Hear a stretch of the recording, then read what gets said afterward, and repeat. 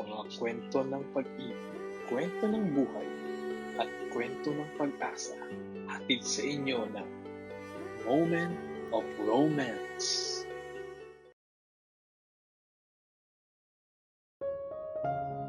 Ang init ng Marso ay tila nanunuot hanggang sa kaibutura ng buto. Sa loob ng maliit at masikip na silid ni Myra, ang hangin ay halos hindi gumagalaw, maliban na lamang sa bawat buntong hininga ng dalaga. Basang-basa ng pawis ang kanyang manipis na sando. Bumabakat ang kanyang balat na tila naghahanap din ng presko. Ngunit hindi lamang ang papalapit na tag-araw ang nagpapainit sa pakiramdam ni Myra, kundi ang pagdating ng presensya ni Zian. Si Zian ay hindi niya tunay na kapatid. Anak ito ng unang asawa ng kanyang ina na pumanaw na. Ngunit dahil sa pagmamahal, itinuring na siyang sariling dugot laman ng pamilya. Pero para kay Myra, habang lumilipas ang mga taon, ang pagtingin kuya ay dahang-dahang napalitan ng isang paghanga na hindi niya maipaliwanag. Isang damdaming mas malalim pa sa pagkakaibigang kinagisnan. "Magpalit ka nga ng damit mo doon, Myra," utos ni Aling Maria, ang kanyang ina. Napatingin si Maria sa anak na tila hindi mapakali sa suot na maikling short. "Dalaga ka na at nariyan ang kuya mo. Huwag kang pakalat-kalat na parang bata." "Mainit po kasi, Nay," sagot ni Myra, sabay iwas ng tingin. Hindi niya masabi na ang tunay na nagpapainit sa kanya ay ang bawat sulyap ni Zian mula sa kabilang bahagi ng silid. Dahil sa sikip ng kanilang bahay, pansamantalang sa iisang silid muna sila nagsasama. Sa sahig lamang nakalatag ang banig ni Zian, habang sa maliit na kama naman si Myra. Sa tuwing gabi, sa gitna ng katahimikan, tanging ang tunog ng lumang electric fan at ang malalim na paghinga ni Zian ang naririnig ni Myra. Isang hapon, habang abala si Maria sa kusina, naiwan ang dalawa sa kanilang sala. Si Zian ay pawis na pawis din dahil sa pag-aayos ng kanilang bubong. Hubad baro ito, at ang bawat patak ng pawis sa matitipon ng balikat nito ay tila sinusundan ng mga mata ni Myra. "Busy po yata kayo, Nay?" tanong ni Myra nang makitang pabalik-balik si Maria. Sinusubukang basagin ang katahimikang namumuo sa pagitan nila ni Zian. "Hay nako, Myra," buntong hininga ni Maria habang naghihimay ng mga gulay. "Tulungan mo na nga ako rito kaysa nakatitig ka lang sa kung saan-saan. At ikaw naman, Zian, magpunas ka ng katawan at baka matuyuan ka ng pawis." Nang magtagpo naman ang mga mata ng magkapatid, may isang kislap doon na hindi kayang itago ng kahit anong init ng panahon. Lumapit si Zian kay Myra.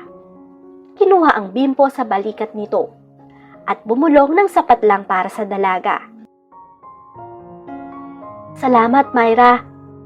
Ang init nga rito sa probinsya, pero parang mas masarap pang manatili rito kaysa bumalik sa Manila." Ang simpleng pangungusap na yon ay tila musika sa pandinig ni Myra.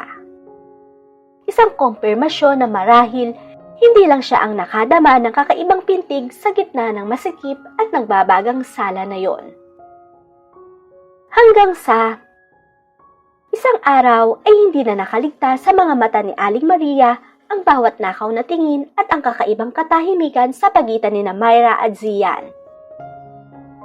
Habang nagluluto ng hapunan, nakasilip siya sa siwang ng pinto ng silid.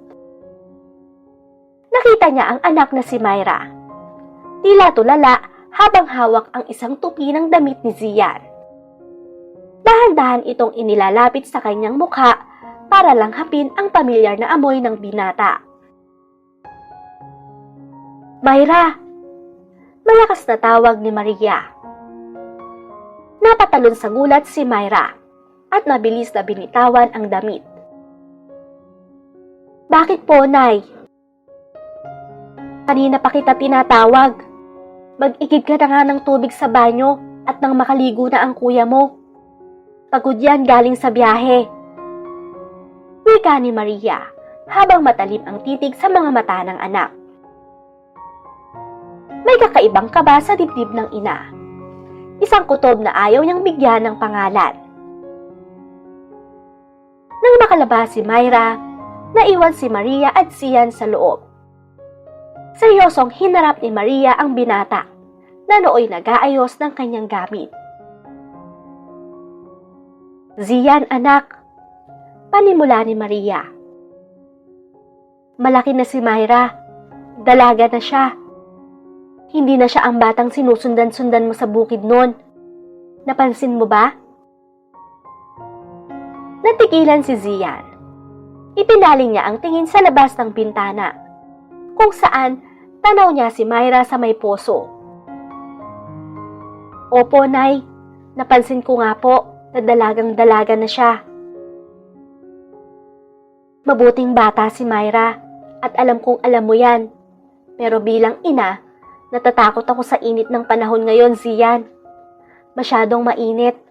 Madaling mag-apoy ang anumang malapit sa mitya. Makahulog ang dagdag ng matanda. Hindi nakasagot si Zian. Alam niya ang ibig sabihin ng kanyang ina-inahan. Ang init na tinutukoy ni Maria ay hindi lang ang hangin nanggagaling sa labas, kundi ang tensyong unti-unting bumabalot sa kanila ni Myra sa loob ng iisang silid. Nang sumapit ang hapunan, ang bawat pag-abot ng ulam at pagdapo ng daliri ni Myra at Zian sa sandok ay tila may kasamang kuryente. Tahimik lang si Maria, ngunit ang kanyang mga mata ay pabalik-balik sa dalawa. Napansin niya ang pamumula ng pisngi ni Myra tuwing ngingiti si Zian, at ang pag-iwas ng tingin ng binata tuwing mahuhuli niyang nakatitig ang dalaga. Mula bukas, Zian, biglang sabi ni Maria habang nagliligpit ng plato. Dito ka muna matulog sa sala. Masyadong masikip at mainit sa loob ng kwarto niyo ni Myra. Mas makakahinga ka rito. Nabigla si Myra. Nay, pero maraming lamok dito sa labas. Ayos lang, Myra. Putol ni Zian. Ang boses ay mababa at puno ng pangunawa. Tama ang Nanay Maria. Masyado nang mainit sa loob ng kwarto mo. Kailangan nating lumayo ng kaunti sa init. Nagkatinginan ang dalawa. Sa mga mata ni Myra, naroon ang lungkot at panghihinayang. Sa mga mata naman ni Zian, naroon ang babala at pagpipigil. Alam nilang pareho, nagsisimula na ang pagbabantay ni Maria. Ang init ng hapon ay tila mas lalong naging mabigat sa pagdating ng isang makintab na motorsiklo sa tapat ng bakod ni Myra. Si Luis, ang anak ng mayamang magsasaka sa kabilang barangay, ay bumaba na may dalang mga hinog na mangga at isang bouquet ng mga sariwang bulaklak. Magandang hapon po. Myra, nariyan ka ba? Masiglang tawag ni Luis. Lumabas si Myra mula sa kusina. Suot ang kanyang manipis na duster na bumabakat sa kanyang figura dahil sa pawis. Luis, anong ginagawa mo rito? Para sa'yo. Nakangiting sagot ng binata, sabay abot ng mga dalang regalo. Nabalitaan kong mainit ang panahon, kaya naisip kong dalhan ka rin ng palamig. Mula sa ilalim ng puno ng mangga, hindi nakaligtas ang matatalas na mata ni Zian. Hawak niya ang isang itak habang nagtatabas ng damo. Ngunit ang bawat hambas niya sa lupa ay tila may kasamang galit. Ang bawat bawat tawa ni Luis ay tila kuryenteng gumuguhit sa kanyang pandinig. Sino siya, Myra? Malamig ang boses ni Zian nang lumapit siya sa dalawa. Ang kanyang pawisang balikat ay kumikinang sa ilalim ng sikat ng araw. At ang kanyang presensya ay tila sumakop sa espasyo sa pagitan ni Zian at Luis. Kuya, si Luis po, kaibigan ko. Nauutal na pakilala ni Myra. Kaibigan lang ba? Biro ni Luis, sabay baling kay Zian. Kayo po ba ang kuya na laging kwinikwento ni Myra? Yung galing sa Maynila? Hindi sumagot si Zian. Itinanim niya ang itak sa isang tuod at tumakbang ng mas malapit. Oo, ako nga. At dahil nandito na ako na ang bahala sa anumang kailangan ni Myra. Salamat sa dala mo, pero marami kaming mangga sa likod bahay. Ang hangin sa pagitan ng dalawang lalaki ay tila nagbabaga. Alam ni Myra na hindi na ito tungkol sa mangga. Ito ay tungkol sa teritoryo. Nang makaalis naman si Luis matapos ang isang meriendang puno ng tensyon, hinarap ni Zian si Myra sa may poso. Ang araw ay unti-unti nang lumulubog. Nagbibigay ng kulay kahel sa paligid, pero ang init sa pagitan nila ay hindi nababawasan. Bakit mo hinahayaang pumunta rito ang lalaking yun? Tanong ni Zian. Hinawakan niya ang braso ni Myra. Hindi masakit pero may pagkaangkin. Bakit ka ba nagkakaganyan, kuya? Kaibigan ko lang naman siya, ya. Depensa ni Myra. Pilit na kumakawala kahit nararamdaman niya ang bilis ng pintig ng kanyang puso sa lapit ni Zian. Hindi ako bulag, Myra. Alam ko kung paano kanya tingnan. Pulyaw ni Zian. Ang kanyang boses ay puno ng pigil na emosyon. At hindi ko gusto ang nararamdaman ko kapag lumalapit siya sa'yo. Bakit? Hamon ni Myra. Diretsyong tumitig sa mga mata ng binata. Ang kanyang manipis na duster ay basa na naman ng pawis. At ang kanyang dibdib ay mabilis na humihinga. Bakit ka nagagalit? Dahil ba kapatid kita? O dahil sa ibang dahilan? Natigilan si Zian. Sa isang sandali, ang tanging naririnig na lamang ay ang huni ng mga kuliglig at ang malalim nilang paghinga. Sa gitna ng nagbabagang hapon, ang salitang kapatid ay tila naging isang pader na pilit nilang ginigiba. Ang katahimikan ay tila naging isang masikip na espasyo sa pagitan ni Myra at Zian. Ang hamon sa mga mata ni Myra ay tila isang mitya na tumama sa nagbabagang damdamin ng binata. Sa loob ng maraming taon, pilit na ibinaon ni Zian ang nararamdaman sa ilalim ng salitang magkapatid. Ngunit sa hapong iyon, ang selos at ang init ng panahon ay tuluyan ng gumanap sa kanyang pagpipigil. Ibang dahilan. Pag-uulit ni Zian. Ang boses ay paos at puno ng pakarib. Gusto mo ba talagang malaman ang dahilan, Myra? Hindi na hinintay ni Zian ang sagot ng dalaga. Sa isang mabilis at mapangahas na galaw, inila niya si Myra palapit sa kanya. Ang mga kamay ni Zian na magaspang dahil sa trabaho ay humawak sa magkabilang pisngi ni Myra. Bago pa man makapagsalita ang dalawa, nilapat na ni Zian ang kanyang mga labi sa mga labi nito. Isang halik na matagal ng kinikimkim. Puno ng pagnanais at naglalayong burahin ang lahat ng pag-aalinlangan. Napapikit si Myra. Ang mundo sa paligid nila ay tila naglaho. Wala na ang init ng araw. Wala na ang ingay ng paligid. Tanging ang mabilis na pintig ng puso ni Zian na nakadikit sa kanyang dibdib ang kanyang nararamdaman. Ang halik na iyon ay hindi halik ng isang kuya, ito ay halik ng isang lalaking matagal nang naghihintay na maangkin ang babaeng mahal niya. Nang dahang-dahang humiwalay si Zian, nagkadikit pa rin ang kanilang mga noo. Ang kanilang mga paghinga ay magkahalo, mabilis at gulo-gulo. Ngayon, alam mo na, bulong ni Zian, habang ang kanyang mga mata ay nakatitig sa namumulang mukha ni Myra.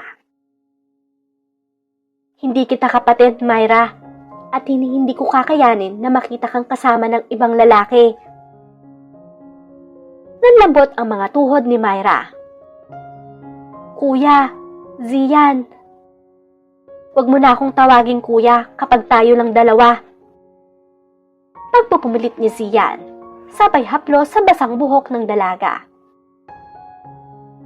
Dahil sa gabing ito, tapos na ang pagpapanggap ko. Pagkatapos naman ng pag-aming iyon, ay hindi na rin nakapagpigil sila Zian at Myra sa kanilang nararamdaman. Wala namang kamalay-malay noon si Aling Maria sa pagkakaunawaan ng dalawa. Basta ang alam lang niya ay pinagkakatiwalaan niya si Zian. Subalit sa dalawang taong nagmamahalan, ay kahit ano yatang pigil na gawin mo, ay kusa pa rin gagawa ito ng paraan para maipadama sa isa't isa ang kanilang nararamdaman. Kaya naman isang gabi, habang mahimbing na natutulog si Aling Maria sa kabilang silid, ang katahimikan ay nabasag ng mabibigat na paghinga. Hindi na nakatiis si Zian. Ang init na dumadaloy sa kanyang pagkatao ay tila isang bulkang hindi na mapigilan ang pag-agos ng lava. Dahan-dahan siyang lumapit sa kinalalagyan ni Myra. Sa ilalim ng malamlam na sinag ng buwan na tumatagos sa bintana, nakita niya ang dalaga, pawisan, maganda, at tila naghihintay din. Myra! Bulong ni Zian. Ang boses ay paos at puno ng pagnanasa. Hindi sumagot si Myra.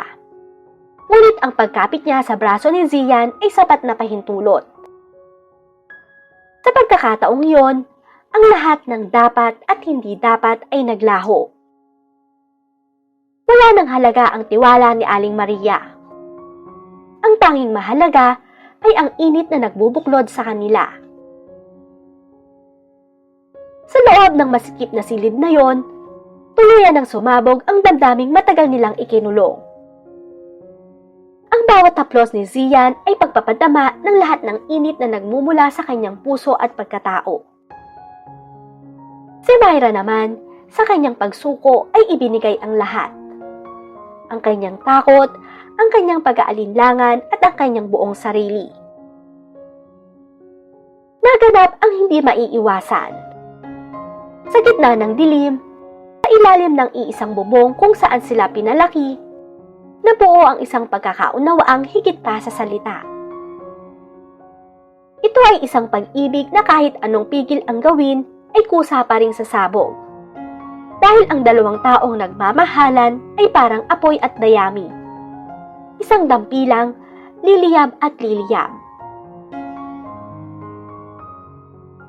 Nang matapos ang gabi, naiwan ang dalawa na hingal at pagod. Habang sa kabilang silid ay nananatiling mahimbing ang tulog ni Aling Maria. Pitpit ang isang tiwalang lingid sa kanyang kaalaman ay matagal nang gumuho. Sumapit ang umagang kinatatakutan ng dalawa. Ang sikat ng araw ay pumasok sa mga siwang ng bintana. Tila isang saksi na walang pakundangan sa pagbubunyag ng naganap sa dilim. Habang mahimbing pang magkayakap sina Zian at Myra sa banig, ang tunog ng pagpihit ng doorknob ang gumising sa kanilang diwa. Nakatayo sa pintuan si Aling Maria. Ang tasa ng kape na hawak niya ay dahang-dahang nabitiwan at nabasag sa sahig. Isang tunog na tila hudyat ng pagkagiba ng kanilang mundo. Zian! Myra! Ang tinig ni Aling Maria ay halos papulong, ngunit puno ng matinding hapdi. Ang tiwalang ibinigay ko sa inyo, ganito lang ba kadaling tapakan? Mabilis na tumayo si Zian at hinarap ang ginang. Hindi siya yumuko sa takot. Sa halip, pinalot niya ng proteksyon si Myra sa kanyang likuran. Nay, patawarin niyo po kami. Panimula ni Zian. Ang boses ay matatag sa kabila ng kaba. Hindi po namin sinasadyang saktan kayo, pero hindi na rin po namin kayang lokohin ang sarili namin. Mahal ko si Myra. Handa po akong tanggapin ang anumang parusa. Huwag niyo lang po siyang itaboy.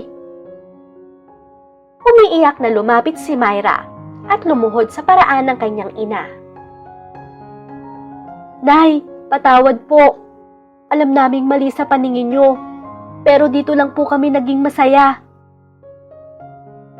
Nanatiling matagal na tahimik si Aling Maria. Tinignan niya ang dalawang taong pinalaki niya sa ilalim ng iisang bubong.